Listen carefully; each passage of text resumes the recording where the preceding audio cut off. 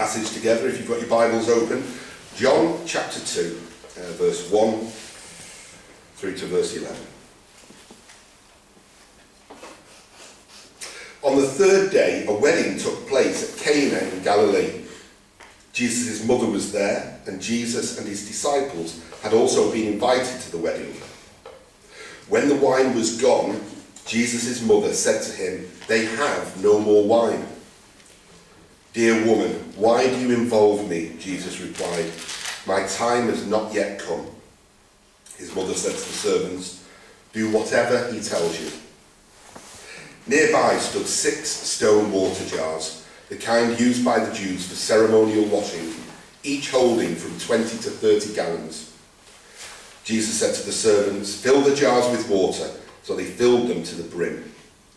Then he told them, "Now draw some out and take it to the master of the banquet." They did so, and the master of the banquet tasted the water that had been turned into wine. He did not realize where it had come from, though the servants who had drawn the water knew. Then he called the bridegroom aside and said, everyone brings out the choice wine first, and then the cheaper wine after the guests have had too much to drink, but you have saved the best till last."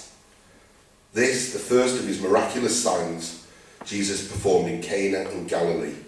He thus revealed his glory, and his disciples put their faith in him.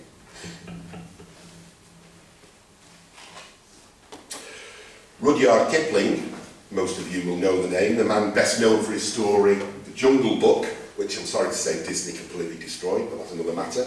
He wrote these words in a short story called The Elephant's Child, and he said, "I have 6 honest serving men. They have taught me all I knew. I call them what and where and when, and how and why and who." And those 6 questions are the backbone of every police inquiry, of every journalist who writes a story up down the country, around the world, at least if they're a decent journalist.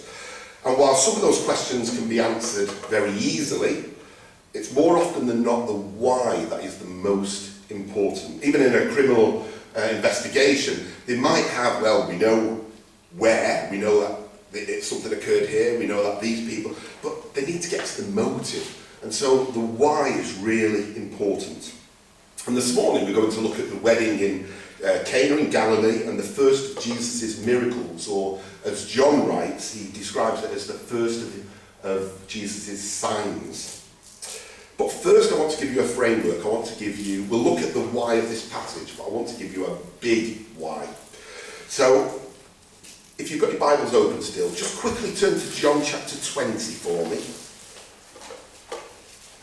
John chapter 20 and verse 30 and 31.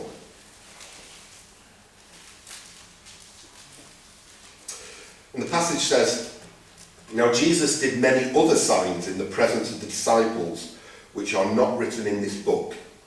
But these are written," here's the big why, "but these are written so that you, the reader, you may believe that Jesus is the Christ, the Son of God, and that by believing you may have life in his name."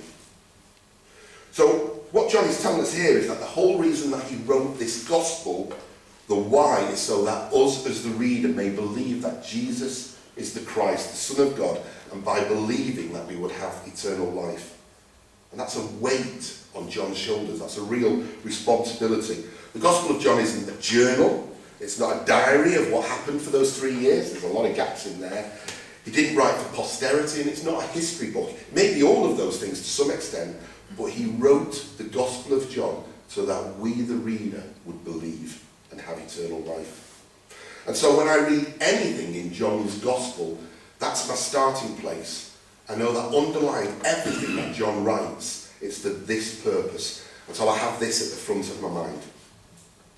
Okay, so now that we've got that at the front of our mind, let's look at this scene. So we're told in the first verse that this is the third day. Now it could be the third day of the week. It could be the third day after Jesus' baptism by John. It's not absolutely clear. It won't be the third day of the wedding, even though they've run out of wine already. It would have been very rude for Jesus and the disciples to have turned up on the third day. So From both historical and archaeological studies, we know that Cana was just a small town about 10 miles north of Nazareth. And the town would have held about roughly 600 people, but the town was also under Roman occupation at the time, which meant there would have been Romans stationed there, which of a town of 600, maybe, I don't know, they might have had 50 Romans. So the Jewish community who lived there were very small and close-knit. And we're told in verse 1 that Jesus' mother, Mary, not named here, but obviously that's who it is, was there at the wedding. And in verse 2 that Jesus and his disciples were also invited. Why? We're not told. Possibly this is an extended family wedding. Bear in mind that Jesus and Mary only lived 10 miles away.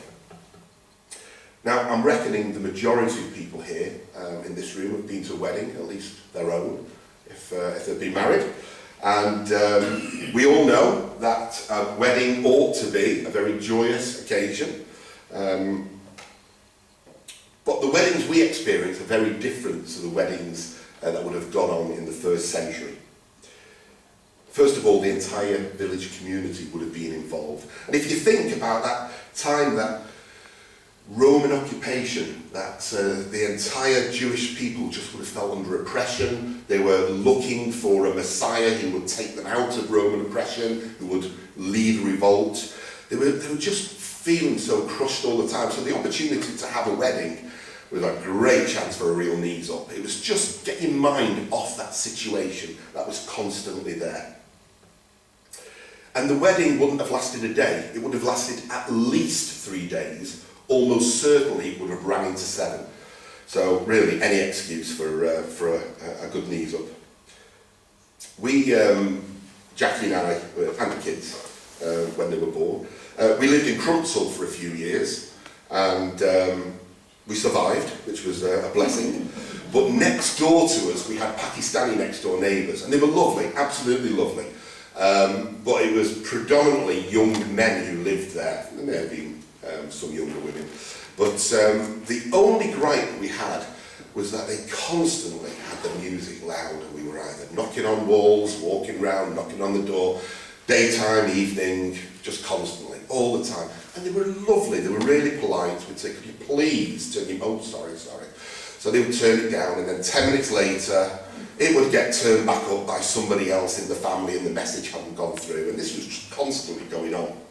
Well, one day, we got a knock on our front door, and it was one of the young men, and he was telling us that he was getting married. Oh, congratulations, I said. He said, I just want to let you know that we're getting married, and the wedding celebration and everything is going to be at the house. Oh, okay, yeah, that's great. And he said, so we will be playing music. Yes, I understand what you're saying. He said, so we won't be turning it down yet, that's fine. And I said, congratulations again. And as he started to walk off, almost under his breath, he said, oh, and our weddings last for 7 days. Right, well. So here in Cana, at this wedding, was up to 7 days of fine fellowship, great food and wonderful wine, celebratory music and dance, everything to throw off that thought of the Roman occupation. So you can imagine how the party, the whole atmosphere would have come to an abrupt end had the wine run out. And in verse 3, Mary discovers that's exactly the case here. The wine has run out. How does that even happen? Surely it should have been planned better. So Mary makes that statement, they have no more wine. But whilst that could have been a simple statement to Jesus, it's clear by Jesus' response that it's actually a request for Jesus to do something. Now, the NIV, I think, cheats. In verse 4, we read in the NIV, "Dear woman, why do you involve me?" Jesus replied, "My time has not yet come." But the word "dear" is not actually in the original translation. It's been added because I think some Bible translators don't want Jesus to appear harsh. The word woman itself isn't a harsh phrase, but I think they've softened it ever so slightly. So the way that Jesus speaks to his mother here can feel a bit, if you take the deer out, it just says, "Woman, why do you involve me? My time has not yet come." But as I say, that deer is incorrectly added, trying to soften the passage. It's not to say that Jesus isn't speaking tenderly, and he isn't speaking with the respect that he ought to give. In fact, in John chapter 19, Jesus uses the same phrase when he's on the cross, "woman." So it isn't harsh, but it isn't tender either. And I believe he speaks to Mary because he's putting a distance between them. So let's ask ourselves the question, why does he answer in this way? And for that I want to give you these two pictures to help you to understand. So for the past 30 years, Jesus has been the son of Mary and Joseph. He's been that perfect son. He's been kind, he's been obedient. And as Jesus grew up, he took on his father's trade. He became a carpenter like his father Joseph. And as the years rolled on, Mary had more children, and we suspect that Joseph died. And Jesus would have become the man of the house, the main breadwinner possibly, the role model. But in all that time, he was Jesus, Mary's boy. He was Jesus, Mary and Joseph's son. His parents were Mary and Joseph. So just hold that picture in your mind just for 1 second. Jesus, the son of Mary and Joseph. Now, can you imagine what life was like for Jesus growing up as he once a year went to Jerusalem, as on his Sabbath that he would have gone into the synagogue, and how Jesus would have felt as he heard the scriptures being read, how he heard the prophecies being read, how he heard the histories, knowing that the promise of God of everything that was to come was going to be fulfilled by himself. Let me just read very briefly a few verses from Isaiah chapter 53. He was despised and rejected by men, a man of sorrows and familiar with suffering. Like one from whom men hide their faces, he was despised and we esteemed him not. Surely he took up our infirmities and carried our sorrows, yet we considered him stricken by God, smitten by him and afflicted. But he was pierced for our transgressions, he was crushed for our iniquities. The punishment that brought us peace was upon him, and by his wounds we are healed. Can you imagine Jesus sat in the synagogue hearing those words and knowing this isn't a prophecy about somebody, this is me that they're talking about. Can you imagine how crushed Jesus felt knowing that this was coming? Hebrews tells us for the joy that was set before him that he endured the suffering. Jesus knew what was coming next. Jesus knew what was in front of him. He knew the beating and the scourging and the suffering. He knew that all of this was about him. So in verse 4, when Jesus addresses Mary as woman, I believe that he's putting a distance between himself and her. Here at the age of 30, just days after his baptism, he's in essence saying, woman, things have now changed. I first and foremost do my heavenly Father's will. His will comes first, not yours. And I have a purpose for which I must devote myself. You get a sense of that when in Matthew 12 he says, who is my mother and who are my brothers? Whoever does the will of my Father is my brother and my sister and mother. And here Jesus says to Mary, my hour has not yet come. And that phrase, my hour, appears 9 times in the Gospel of John. And each time it does, it refers to the glorification of Jesus through his death on the cross and his resurrection. Now, set in his mind, Jesus knows there is a straight path from the River Jordan when he was baptized to the cross on Golgotha, and his eyes are set straight there. transition of Jesus is now from being the son of Mary and Joseph to being the Son of the Most High. His mindset has changed. And those of us who are parents will always be parents. We'll always want what we believe is best for our children. But the truth is, sometimes mummy and daddy do not know best. Close your ears on that, kids.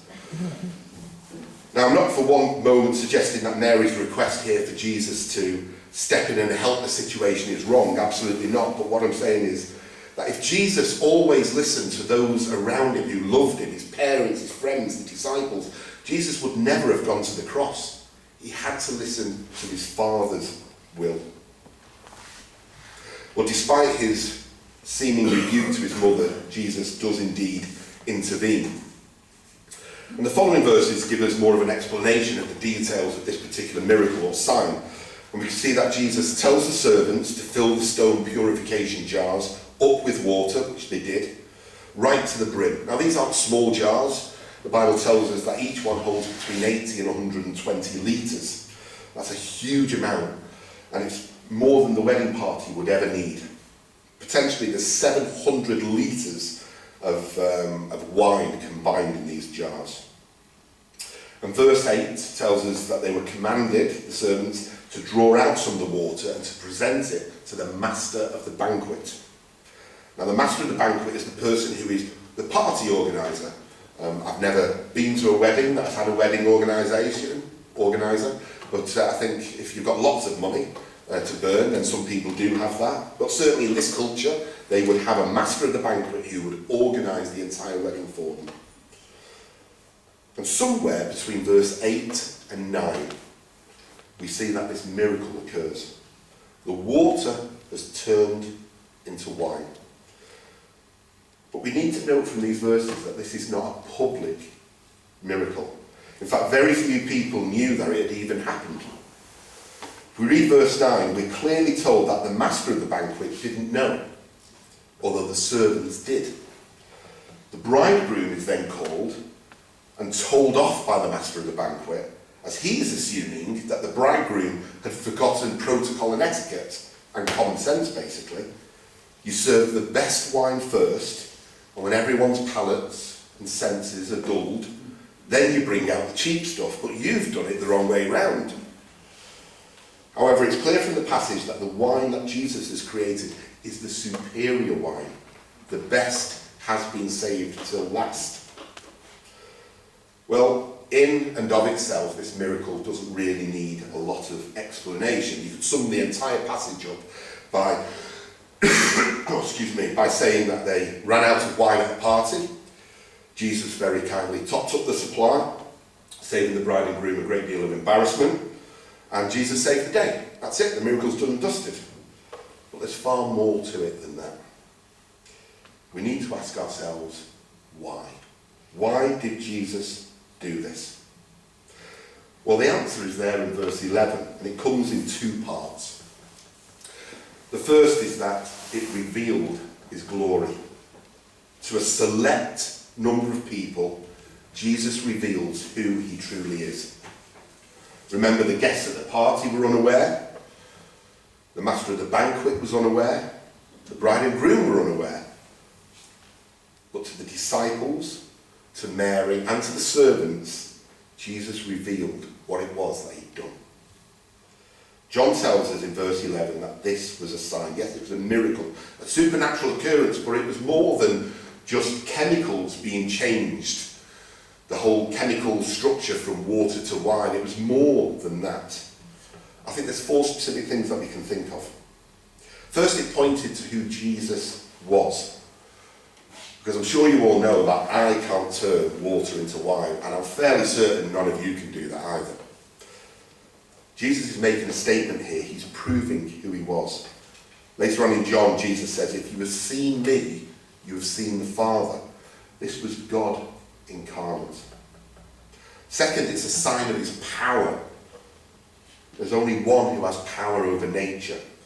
And actually, as David earlier read about Jesus walking on the water and then commanding Peter to come out, again it shows that Jesus has power over nature. There is nobody else who has that power. Jesus can do the impossible. And thirdly, it's a sign of his purpose. There's a reason why this is the first of his miracles. He takes something that is very ordinary and he turns it into something extraordinary. Wine, not just any wine, but the best wine. But more than that, there was purpose in this sign. Throughout the Old Testament, wine along with milk and oil are signs of an age of fulfillment, signs of a future time when God's kingdom will reign. Let me give you a couple of passages. I'll just read them. You don't have to turn. Jeremiah 31 says, "They shall come and sing aloud on the height of Zion, and they shall be radiant over the goodness of the Lord, over the grain, the wine and the oil, and over the young of the flock and the herd. Their life shall be like a watered garden, and they shall languish no more." In a land where they languished, they looked forward to a land where they would languish no more. Joel chapter 3 says, "And in that day the mountains shall drip sweet wine, and the hills shall flow with milk." And Amos chapter 9 says, "The days are coming, declares the Lord, when the reaper will be overtaken by the ploughman, and the planter by the one treading grapes. New wine will drip from the mountains and flow from all the hills." This image of the new wine in the messianic age is not unfamiliar to Jesus. The turning of water into wine is a sign that the future kingdom that has been prophesied was finally here. The kingdom of God has arrived. When the purification jars are used in verse 6, they were filled with water, but Jesus is overturning their religious use. The water in those jars could only cleanse the body, but they could never cleanse the soul. What Jesus offers is far more than religious practice, because that changes nothing. Jesus is the miracle maker who can change our lives. Jesus can make us clean. And here Jesus is showing this is a sign. This is his purpose, that Jesus is more than religion. And fourthly, it's a sign of God's provision. Think of it, he makes over 700 litres of wine, more than the guests would ever need for the wedding. Jesus gives an abundance. His purpose is not just to give us the bare minimum in life. It's a sign that he works in our lives to provide us with an abundance. With Jesus, we have more than we would ever need. And so to my final point, which is that the last words in this section give us the other reason for the sign, verse 11. If the first reason is to reveal God's glory, the second reason was for his disciples to believe. Now his disciples had only been with him for a few days. This was very early on in Jesus' ministry. They were obviously to be with him for 3 years. But those disciples had made the decision to follow Jesus, and rightly so. However, as you read through the New Testament, you will see that thousands of people followed Jesus. People gathered around him, they were amazed by his teaching, they crowded him, they followed him from town to town. There were times when Jesus needed to step into the boat or climb a mountain just to get away from people. But where were the followers when the teaching got difficult? They moved on. Where were the followers when Jesus was being flogged? Well, they were there, but they were crying, "Crucify him, crucify him." Simply following Jesus from a distance can be like following, I don't know, Take That, One Direction, Vera Lynn, wherever your cup of tea might be. Sorry, that's probably even a generation above, I do apologise.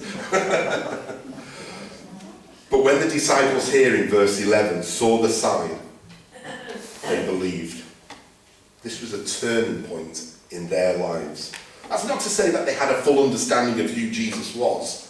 Later on, Peter finally has it revealed that you are the Messiah, and then he goes on to put his foot in it once again. But this is the beginning of them actually really, truly believing in Jesus and what his purpose was. They saw and they believed, and it changed who they were. So my question for you this morning is simply this. Are you a follower of Jesus at at a distance? Or are you truly committed to your walk with Christ? Do we live our lives on the fringes of Christianity, watching Jesus pass us by, turning up on a Sunday morning, listening to the sermons, singing the songs, sharing a nice cup of tea and a biscuit afterwards? Are we just spectators in our lives with Christ? Or have we fully responded to his signs, but to his calls as well? Because when we are true believers, our lives are fully, completely changed. When we believe like the disciples believed here, everything does change. Our lives no longer belong to ourselves. Our lives are lived in honour for God. When we're a true believer, the decisions we make are based first and foremost upon what God would want, not what we would want. And that changes our careers. I know most of us here aren't working, but it affects who we talk with, who we hang out with, where we go. It changes our commitment to our time. Our relationship to God changes our relationship with each other. A follower can live church life at a distance, but a believer has to roll up their sleeves and get their hands dirty. A follower of Christ holds out the hand of friendship, but a believer, a true believer, holds open both their arms and their lives. So let me challenge you in your walk with God. Please don't be somebody who has ticked the box for Christ, but be somebody who has devoted their lives, because Jesus gives a life of abundance. He is our security, he is our bedrock, our foundation, our strength, and in times of great sadness and great worry, he is our joy. We can rely on him.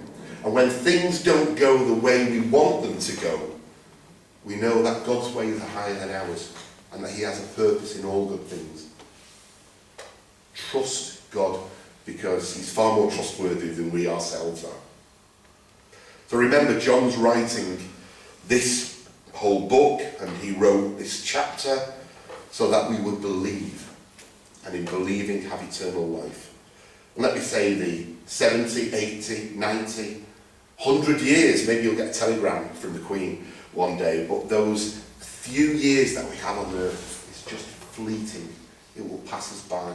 It's a lesson all of you have told your kids. Time will go by quickly, and when we were young, we never believed it ourselves. And I'm now telling my kids, and I know they don't believe it either, but time goes by so quickly. But it goes by slowly enough for us to be able to make the right decisions for Christ. And at whatever age, we could turn our lives around and give all of ourselves to him. And it's by believing that our lives are changed and continue to change for his sake.